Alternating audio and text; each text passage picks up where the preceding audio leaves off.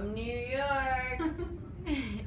It's 19th. Week 3 of designer. Week 4 of designer challenge. Hi everybody, it's Gemma. We're on to week 4 of designer challenge. We're super excited. We're in our little studio room today, so a little bit smaller of a space. We've got a lot of stuff going on. We're going to be chatting with Amanda about her last week of experience, which was finishing up her pattern making the muslin, because we're doing muslin mayhem today. And she's going to go through a little bit more about the process and what she's learned along the way so far. So, here we go. Hi guys. Hi Gemma. I know you love that intro. It was very punny. I still class at this point. We'll see if Saturday Night Live has an opening this weekend, but something tells me hey, books all. That's my other career. Weekends. Okay, so back to designing. We're creating this for my New Year's resolution designer challenge because I accepted. Yes. And we're on week 4 of product development. So where we left off last week, I was working on my pattern. Here is my first draft pattern, which, apologies for the wrinkles, it had to come here on a train because this is what I do on the weekends. Thanks, Gemma. So it's definitely like a rough pattern. It was not finished. It's something that we'll go back to. But what I did is I pattern made, and then I translated that pattern into the first kind of stage of the actual product, which is creating the muslin. So muslin is basically cheap fabric. It's cotton, can be bleached or unbleached. This is bleached. Nice. And it's in a different weight, so it will mimic kind of the end fabric.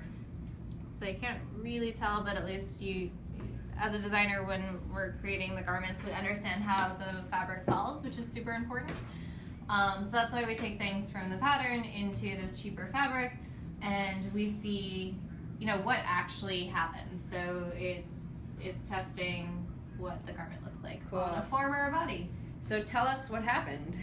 So what really happened? What really happened is I've been out of design world for like a few years working on 19th Amendment, and I'm a little rusty, and I learned some things about the design that I didn't really foresee in the pattern. Got it. So, first thing I realized is that this neckband piece, at least in the muslin fabric, needs to be reinforced probably multiple times, and there might need to be reinforcement here along the shoulder or in some other way.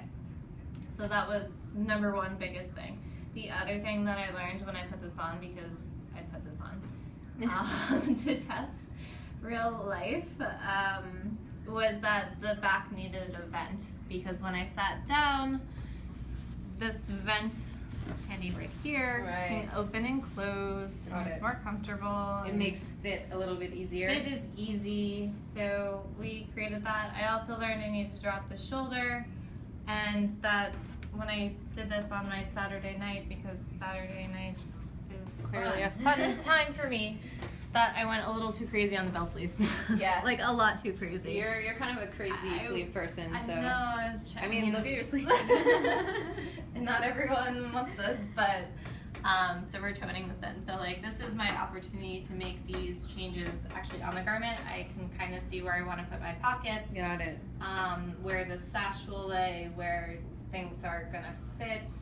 And then what I will do after this, now that I've made all of these awesome translations, is I'd go back to my pattern and copy all of this back onto paper so that I have my final production ready pattern ready to go, so we can put in the actual fabrication.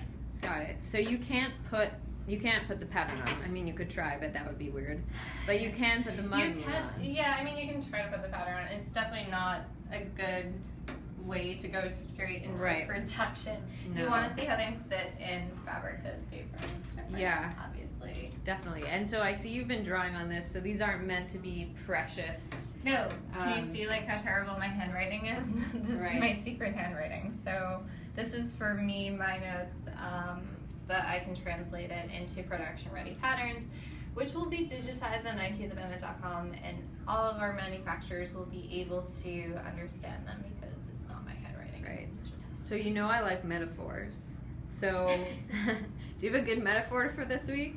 I did the puzzle piece. I know. I'm trying to think of a good one. I was thinking of baking. Like this is like the first batch. No. This is like cooking. This is not baking. Cooking? Oh, yeah, like the baking is like very formulated. That's when you have the formula. Yeah, when you're you like have the experimenting. This still. is like my favorite part because it's kind of free form. You see it on a body. You figure it out.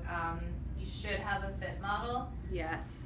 Need a fit model. Next might week. grab Gemma after this and like get some real testing done. And yeah, so this is where you actually kind of get the vibe of designing and actually seeing the product on a body. And I imagine using a fit model, you can, if you have any fit model, you get some great feedback too from the consumer or shopper side on like, wow, this feels awkward, or I can't move my legs. Or when I sit, like I can't sit down. So is it good to have the fit model kind of like jump around a little bit? Yeah. Okay. So like in a fit model, you can go through multiple rounds of doing that. You want to have them walk around, sit down, give them that, like actually start a conversation. Be like, how does it feel? Where do you want it to be? Like you can see as a designer where things lay, but it's really good to get that product feedback directly from the person in the garment. Yes.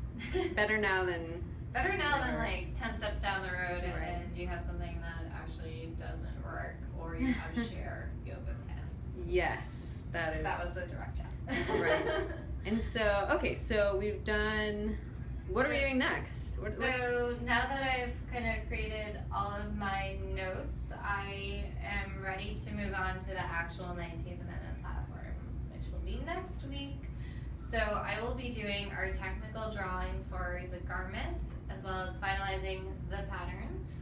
So the production ready pattern's done. And we'll be uploading all of that information into the 19th Amendment platform, along with all of our brand information, and inspiration and drawings and all that great stuff. So we're ready to launch this garment live for sale.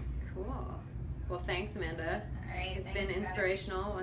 So that was my weekend. Bye, guys. We'll see you next week for Designer Challenge, when we're going to give you a little bit tour of the back end of the tool and show you how to draw some flats. So very exciting. Bye.